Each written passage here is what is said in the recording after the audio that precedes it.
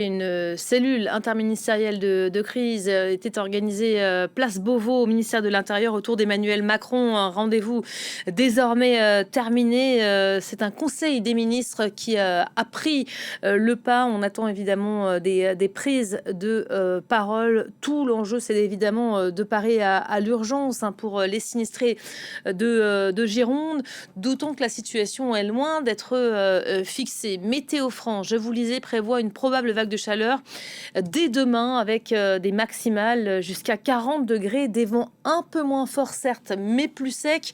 Le feu n'étant pas fixé, aucun retour des évacués n'est envisageable, a prévenu hier la préfète de Gironde qui incite les touristes à ne surtout pas rejoindre la région. Je vous rappelle que 220 000 personnes ont été contraintes d'évacuer, dont certaines ont rejoint le parc des expositions à Bordeaux, où vous vous trouvez, Olivier Fessol. Bonjour Olivier, vous faisiez le point tout à l'heure avec nous. Évidemment, ce site qui accueille, qui héberge des sinistrés dans cette région de Bordeaux, elle-même menacée par les flammes, hein, le feu qui n'est plus qu'à 15 km de Bordeaux, nous dit-on.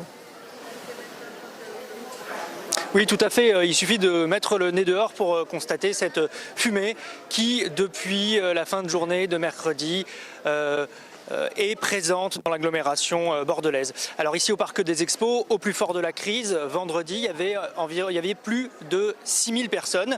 Et là, petit à petit, on s'organise pour tenir dans la durée. Il n'y a pas eu de nouvelles vagues massives d'arrivée depuis les dernières évacuations dans la nuit de vendredi à samedi.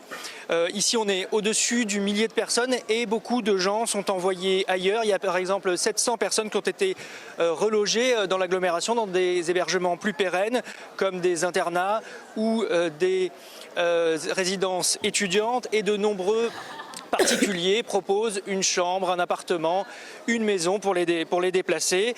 Il y a des déplacés aussi qui se sont rendus plus loin, vers Agen, à 1h30 de route, ou encore plus loin, vers Toulouse, où des centres d'accueil ont été ouverts.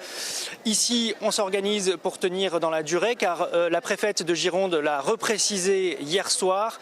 Tant que le feu sera actif, les déplacés ne pourront pas rentrer chez eux. Donc ici, on s'organise, mais aussi on imagine l'après. Les avocats du barreau de Bordeaux ont par exemple mis en place une aide juridique gratuite. Les numéros sont affichés ici et les gens appellent pour poser des questions, notamment des questions d'assurance pour leur maison qui a potentiellement été touchée par les flammes.